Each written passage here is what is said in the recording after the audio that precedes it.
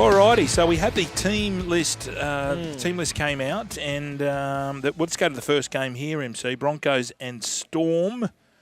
What do you make of the this game? We revealed earlier that Gehamat Shibasaki had been stood down for disciplinary reasons. Peter Bedell and Phil Rothfield have this story on the Telegraph website now saying that the Origin Centre had a boozy night out on Sunday before turning up to training on Monday and was believed to be still under the effects of alcohol. Oh, no. So, that old chestnut. Yeah. Well, Shibasaki would have been into the Kirin or maybe some sake. His Japanese surname is Japanese, isn't it? So, yeah, I mean, this is, like we were just saying off air, I don't think I would have survived these days. There was nothing better than after the game.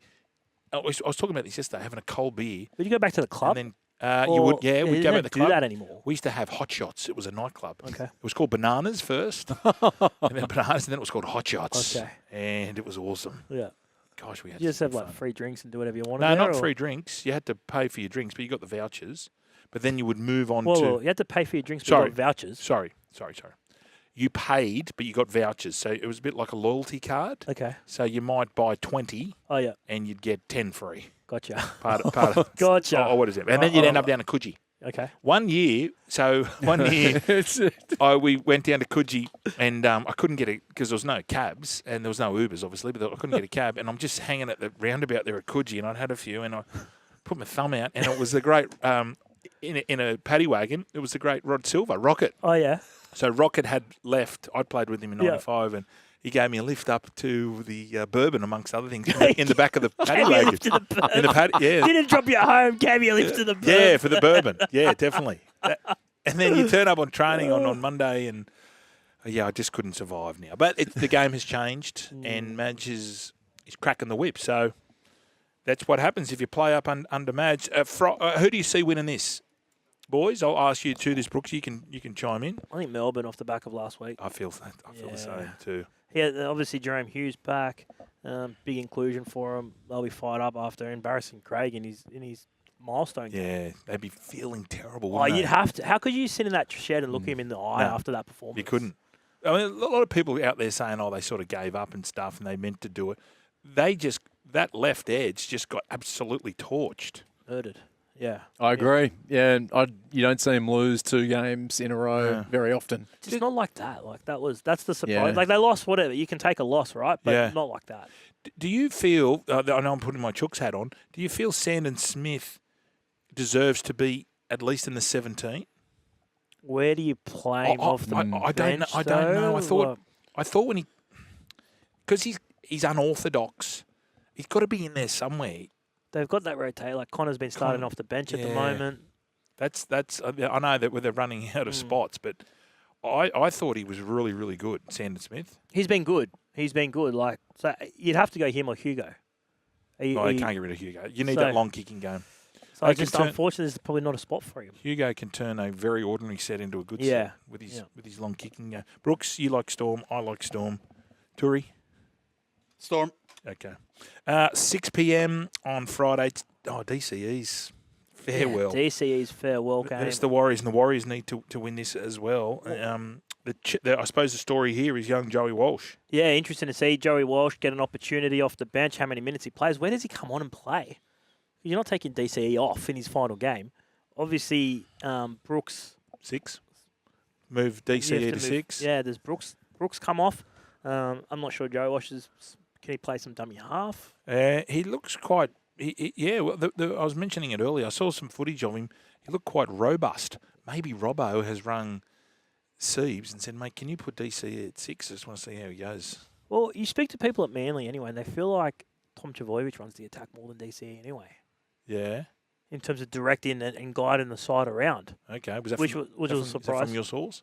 A source. A source. Why does that intrigue you for? I just don't know who you would trust in this game, and how long does it take to build up? Oh, it takes a while. Yeah, it takes a while. Yeah, it's not like. Could I be a source for you? Yeah, but I check it. It'll be. I get my mail from the Wharves down there at Port Botany. I know best, but obviously for the Warriors, the conversation turns. Are they in a deep dark hole? Are they just going to be one game and done in the finals, or they can try and find some form against Manly. That's a tough one to tip. Yeah, I heard a stat. Don't know whether it was true. I think it might have been true. That the Warriors, this is the only second time they've been out of the top 4 all year. Wow. Yeah, they're bad in Vegas. They're embarrassing. Yeah, they just didn't. No, They enjoy themselves. They enjoyed themselves. Yeah. If they lose this, they're likely going to host Penrith. Yuck. I think they really need to show up. They've lost 4 of their last 6 since that Hail Mary try from Leka Halasima up in Newcastle. Yeah, got lucky there too, didn't they? Yeah, they must win this. Are they? They're a backdoor job. Imagine losing and then we've got the 4-time premiers coming over for week 1. Great that they get to host it, but they could be out the back door. So if they finish 5th, well, how low can they finish? Can they finish 6th?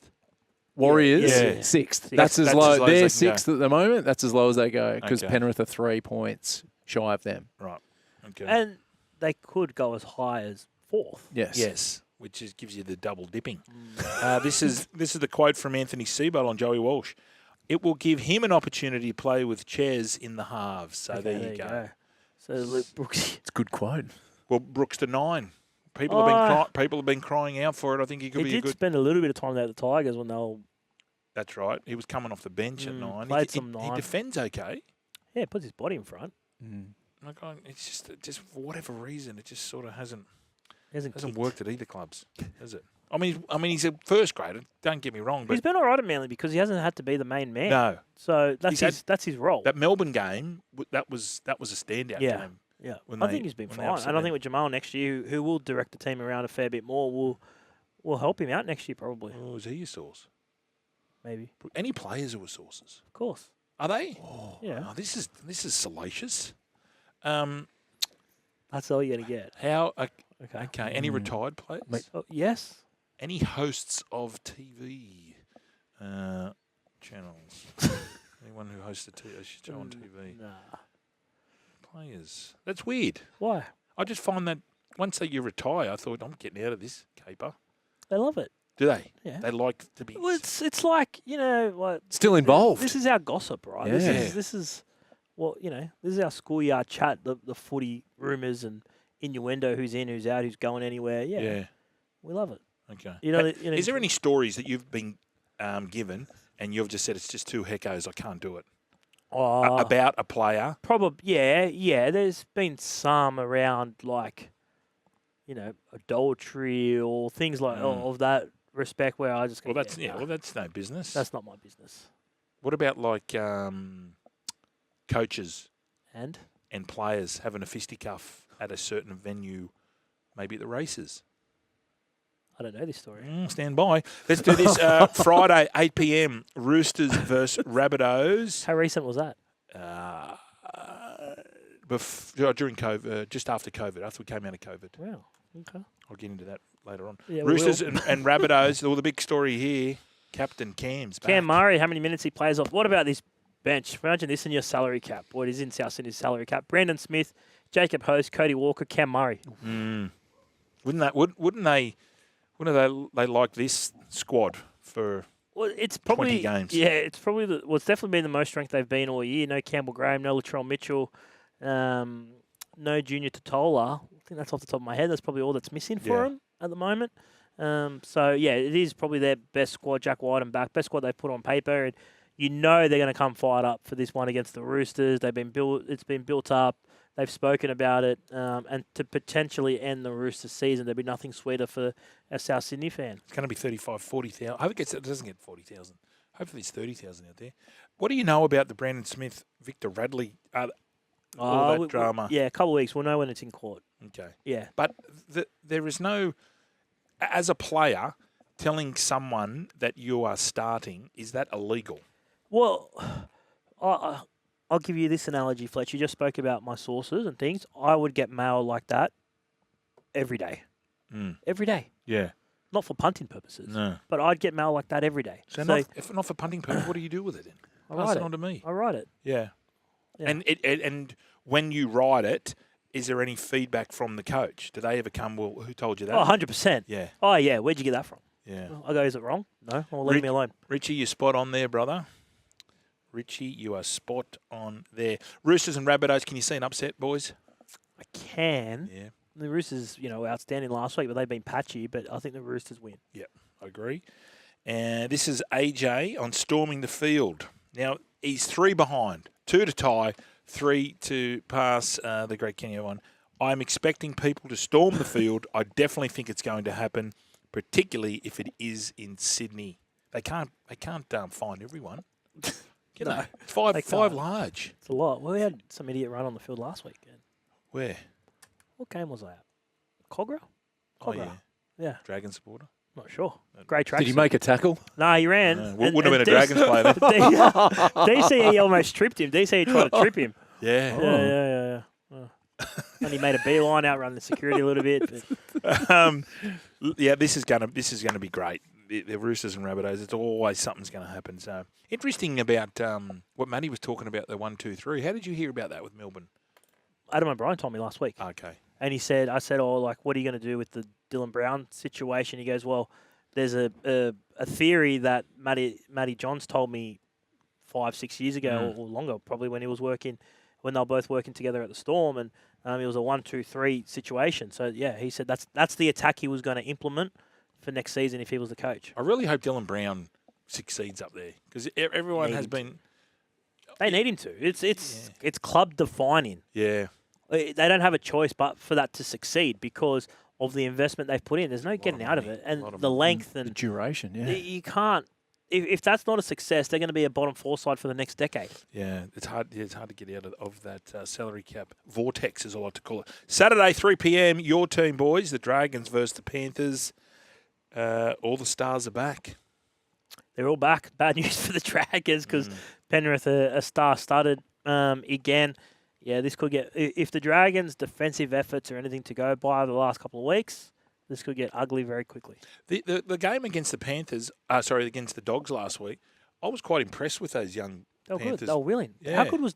Dane Laurie at fullback saved 2 tries at least. He was outstanding. Obviously, he's not a young guy, but he's off contract. Okay, well, here we go. We're talking about Dragons looking for players.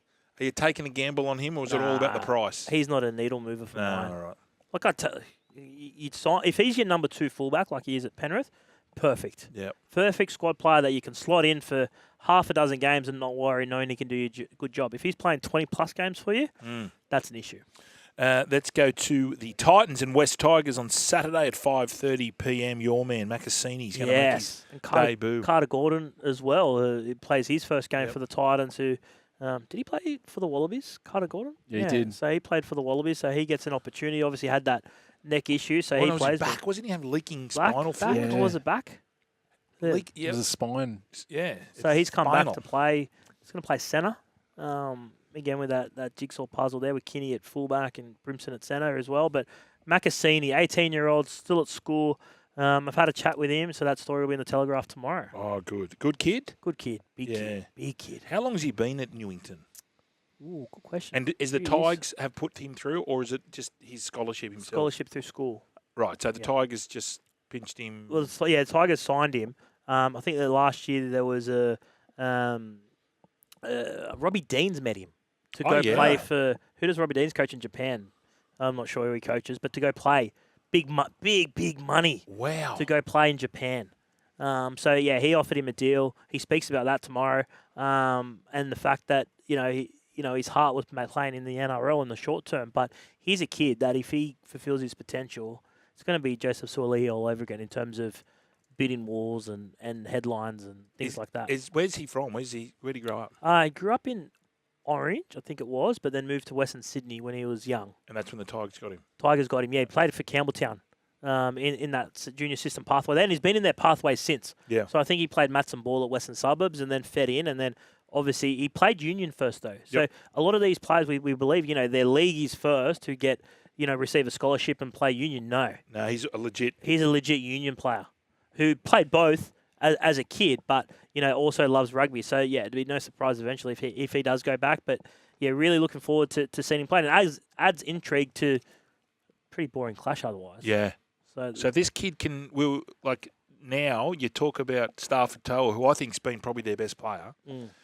You got Taylor May, who's just jumped out of the blocks. Taruva on one side, Buller at fullback, and now hopefully this kid can handle the wing, obviously. Yeah, But well, he's- he went through all preseason. They trained preseason and then was there probably once a week during when he was at school. And then during his school holidays, the last school holidays, he played 3 New South Wales Cup games because he was on holidays. And then back to school and then played one more New South Wales Cup game 2 weeks ago after his school commitments ended and then was part of the extended squad last week to take on the Raiders as an experience. I'd imagine he's a quite respectful kid. Yeah. Dolphins and Raiders. Well, the Raiders, they're resting a plethora of players, and they're all stars. But the Dolphins may have one of their stars back. Yeah, and they're going to have to run up a score depending on if the Roosters do lose, they have to bring that margin back down. So, and they've got the players to play to chase points against this Canberra side. Hamaso there, and then obviously you've got the potential for Herbie Farnworth off the. Who's on the extended interchange bench. So, yeah, they'll be able to run down that points tally, I'd suggest, if it comes to it. Yep. And the last game, Sunday, Eels versus Knights. Unfortunately, Adam O'Brien, that's his last game. And Dylan Brown is going to his new club. So there is quite a bit of interest in this as well. And a bit of reward there for Dylan Brown, the fact that he gets to wear that number 6 jersey for Parramatta one last time. And that's a reward for not dropping his lip. Yeah. The Eels have been super impressed with the way he's carried himself, knowing that he wasn't going to be in and out, playing first grade a lot post June 30. But this is a reward for him for sort of showing up and fronting up despite a difficult period. We forgot a game there. So if you're a Bulldogs or Sharks fan, we didn't do it on purpose. We just let it slip through. So Saturday, 7:35, Bulldogs versus Sharks. Trindle has been named, but we think that young Daniel Atkinson may be ushered in. Yeah, and a few eyeballs on that, particularly potentially hopeful Dragons fans if Daniel Atkinson does play to have a look at what he can produce starting, because it's been a while since he has started or played some significant game time for the Sharks. And then on the flip side, you've just got the Bulldogs and this lack of continuity, I guess, in the key positions. And there's been there's even subtle changes with Stephen Crichton now attacking at fullback in sort of good ball areas. So there's all these changes, and have they left them enough runway to get it ready for the finals? I think that's the question around the Dogs. Yeah, and we're asked, and I know we don't want to talk about Galvin again, but I gave the analogy when the late, great Paul Green was our halfback in 2002. He did his knee first round against South, so he was out for the year. So Sticky put Craig Wing in, and Wingy had never played 7 in his life. He'd played fullback and he'd played a little bit of 6, but it took him, I reckon it took him 15 games, probably 18 games to sort of get into the halfback role, and so Galvin only had the seven games and 8 games. It seems to me that they're waiting until Mitchell Woods will come in next year, and that will be the 7 and the 6 eventually. What are you hearing about the Burton rumours? It's done the rounds, right? And I think long term there's probably some merit in it, but I don't think it's going to happen next year. No, I think what you're saying is they'll give Woods some experience in the NRL next year, and eventually, whether that's 2027, most potentially, that Woods and Galvin are the halves, and Matt Burton's maybe elsewhere. What about the Jareen Buller rumour about he was seeing the Bulldogs? Oh yeah, I didn't believe it. He was at the crowd watching his mates play. I've got no issue. But if with they get him at fullback, it's a game changer. In a couple of years, it would be a game changer because you look at that side and where's the unpredictability to create something out of nothing? Yeah, at the moment it's not there. And you talk around the Galvin introduction, but it's been so many other changes. Well, Haywood starting now with Reid off the bench, and I mentioned before Crichton taking his hands and playing fullback with Connor Tracy playing at right centre when they're attacking. So there's lots of change here. So it's not just the Galvin situation, which with that in isolation would be a big enough change. But all these other things, I just don't know if there's... The Bailey Haywood thing was strange because I feel his best position is lock. When he came on, because he's a running threat, he hasn't really run much so far. No. I mean, he's only had the month at number 9, but... And Reid can't change. Reid doesn't. He doesn't have a change of tempo off the bench. No, he's a starting. He's a starter. Yeah, he's a starting. If you want to limit his game time, I understand, but I'd be starting him and bringing Bailey off the bench. Yeah. You're still here? We'll see more on the Joel and Fletch socials and catch us live on SEN Radio. Because if you don't, you're an A grade, but if you do, you're the absolute Mickey.